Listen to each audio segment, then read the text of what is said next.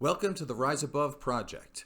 I'm your host, Joe Perroni. I am a licensed marriage and family therapist, champion bodybuilder, and I've been a personal trainer for about 30 years. This podcast is about helping people with their emotional, spiritual, and physical fitness. I value strength, toughness, and truth. I despise complacency, the victim mentality, and following the herd. If you find my work to be valuable, please subscribe to my channel and tell a friend.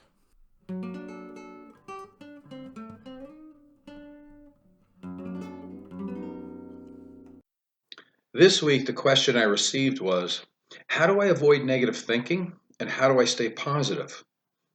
I want to answer this question because I think it's going to help a lot of people, but I also think it's a good segue from last week's show on legitimate suffering versus needless suffering. First, I think it's healthy to take the middle way, as Buddha said, and try to avoid the extremes. People who try to stay positive all the time may be masking feelings or situations that could or should be changed. This delays an opportunity for beneficial change and morphs into needless suffering. I also don't think it's necessary to avoid all negative thinking because at times it's warranted. One must consider the negatives, possible pitfalls, and worst case scenarios to determine threat assessments and to prepare for proper responses when things go wrong. There are too many variables, moving targets, and people who have a vested interest in bringing others down by just trying to survive or by outright malevolence. This can't be ignored. I also feel it's necessary to take a good hard look at where you feel most vulnerable and insecure. It may not feel comfortable, but it's better than trying to ignore it or by trying to pacify yourself with meaningless positive affirmations.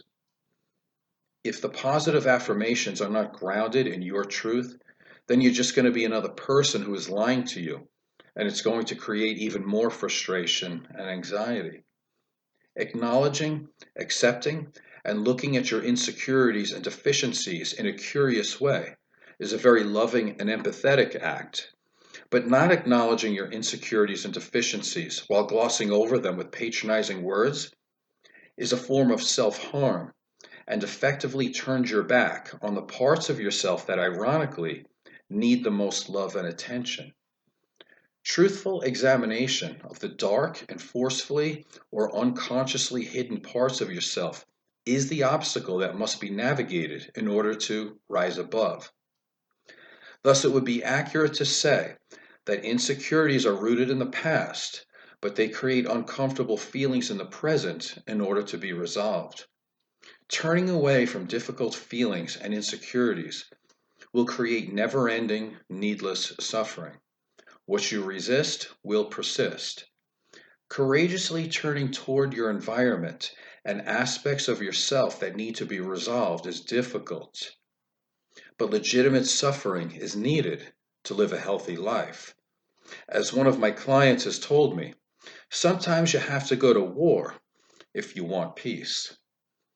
Thinking from a pessimistic or negative point of view for constructive correction can improve one's chances of success. For example, I have never looked at one of my bodybuilding pictures to see how good I looked until many years later. I don't allow myself to be happy and be complacent with my current state because it decreases my chances of improving. I feel it's better to stay hungry and to stay unsatisfied. I have looked at the pictures to see where the flaws and weaknesses were to make the appropriate changes in order to have a better chance at being successful.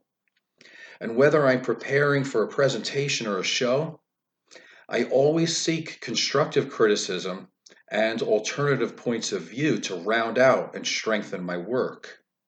My clients also know that they can challenge me at any time or send me interesting articles to expand my mind. I prefer the people who are closest to me to be willing to make me a better person by challenging me. I feel that's positive, not negative. I feel it's negative when people feel they need to agree with me all the time because nobody grows that way. It's too simplistic to believe that negative thinking is bad and positive thinking is good. It is ideal to be your biggest critic while simultaneously being your biggest supporter. Evidence suggests that those who fall on the too negative side may suffer from mood disorders, personality disorders, and have difficulty maintaining relationships. Empirical evidence also suggests that those who fall on the too positive side tend to be more entitled, complacent, and suffer from the Dunning-Kruger effect. Now, I want to do a whole show on the Dunning-Kruger effect, but for now, let's call it a cognitive condition where people are so incompetent at a skill that they can't even recognize their own incompetence. And you can see plenty of people like this in bodybuilding shows who have never competed before, but yet they prepared by looking to their significant others to assess them. The competitor is genuinely surprised during the show when they face real competition and judges who are getting paid to be critical and look for flaws. The best trainers for bodybuilding competitions tend to be brutally honest and are very stingy with praise and compliments. Productive negative thinking helps people to hope for the best while preparing for the worst, or to be optimistic, but be prepared for all adversities and threats.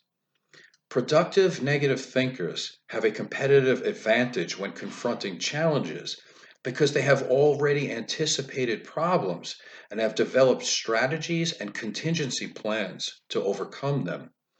They are figuratively playing chess while the competitors are playing checkers, as evidenced by their ability to be multiple moves ahead, always having a plan B, and being able to turn failures into opportunities. To be clear, there is a world of difference between productive negative thinking and unproductive negative thinking. Productive negative thinking is an attempt to identify all variables that may stand in the way of peak performance and to install and implement strategies to defeat the adversarial forces. This type of negative thinking is never focused on the individual as a person, never becomes character assassination, and is always focused on trying to improve an individual's life or work performance. In contrast, unproductive negative thinking is usually an attack on the individual, and I see this with many clients who have adopted a mindset that says, I'm worthless, I'm bad, or I don't expect to do well. Cognitive behavioral therapist Albert Ellis says that negative thinking arises from three major irrational beliefs. These beliefs are based on a demand of ourselves, others, or the environment. For example, many people believe they must win the approval of others or else they are worthless. Many people believe they need to be treated exactly the way they want at all times. And others believe they deserve to have what they want when they want, and if not, they become angry and miserable. This is not healthy and it's not realistic. Negative thinking refers to a destructive pattern of thought about yourself, others, and your environment. Unproductive negative thinking can decrease self-esteem, interfere with basic life skills, and reduce relationship compatibility. Cognitive behavioral therapist Aaron Beck believes that negative thoughts generated by dysfunctional beliefs is the primary cause of anxiety and depression. The more that negative thoughts are entertained and experienced is directly related to the amount of depression experienced. Depression is likely to occur or is already a symptom in those who believe that they are inadequate, those who believe that everything they do will end up in failure, and those who feel helpless. Many people who have trouble gaining traction in their life tend to have difficulty with negative thinking in the form of cognitive distortions and unproductive core beliefs. While all these symptoms may cause mood and personality disorders, It is also possible that these symptoms are present as a result of mood and personality disorders.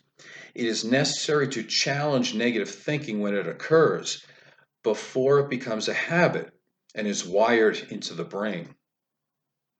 John Gray, who is the author of Men Are From Mars, Women Are From Venus, and I also want to add that he's been married and divorced 5 times. He instructs men to listen to women complain without ever offering a solution.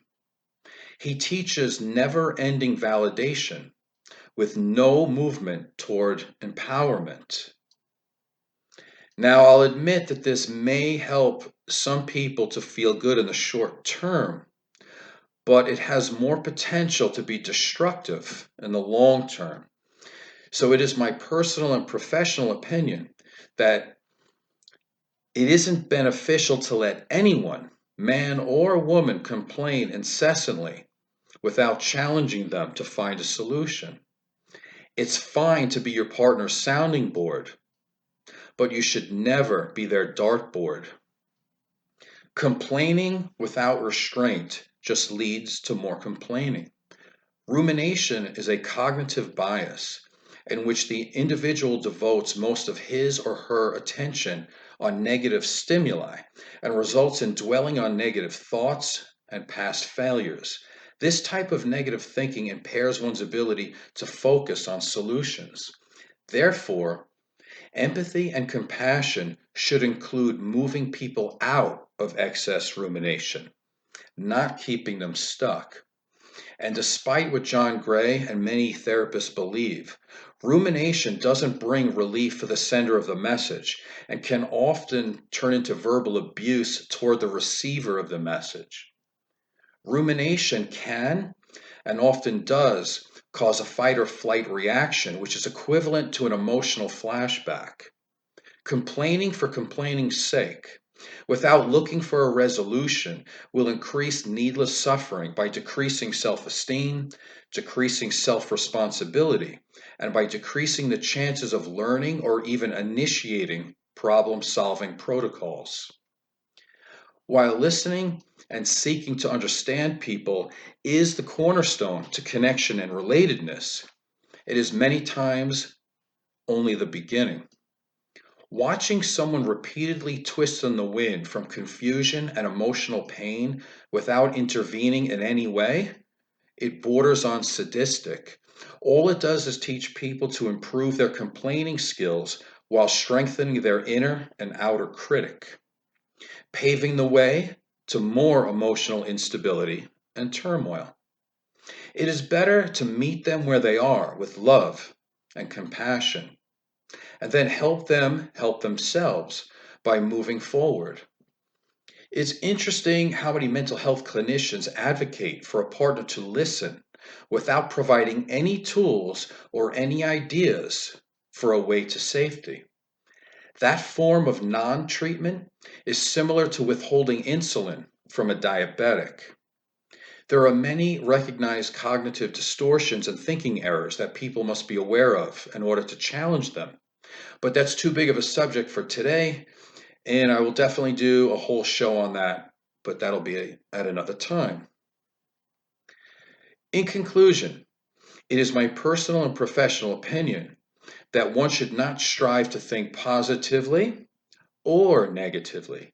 I believe that in order to optimize your life and to be a leader in a sea of followers, one must strive to be a realist, not positive or optimistic, not negative or pessimistic. Just be realistic. So, what does that mean? This is what it means to me. It means that a realist accepts their flaws but tries to do better. An optimist may not recognize their flaws at all, and a pessimist may hate themselves for their flaws. A realist understands that no one is perfect. An optimist may not recognize others' imperfections, and a pessimist will cause other people pain because of their own limitations. Realists look at situations logically, and they understand that facts aren't the same as feelings. An optimist may look past the facts and make decisions based on just feelings. A pessimist automatically assumes the worst and doesn't believe that they have any power to change anything. A realist celebrates differences of opinion. An optimist would probably accept a difference of opinion, but a pessimist sees a difference of opinion as a personal attack. Realists confront issues directly because they have an internal locus of control and believe that they can change it. Optimists may ignore issues and expect them to magically improve. Pessimists feel helpless because they have an external locus of control and feel like they have no power whatsoever. So, in conclusion, be as real and factual as possible. And I think the Serenity Prayer probably states it the best. Accept what you can't change. Have the courage to change what you can. And have the wisdom to know the difference. I hope you enjoyed today's show. I am Joseph Perroni from the Rise Above Project. Please subscribe and tell a friend. Thank you.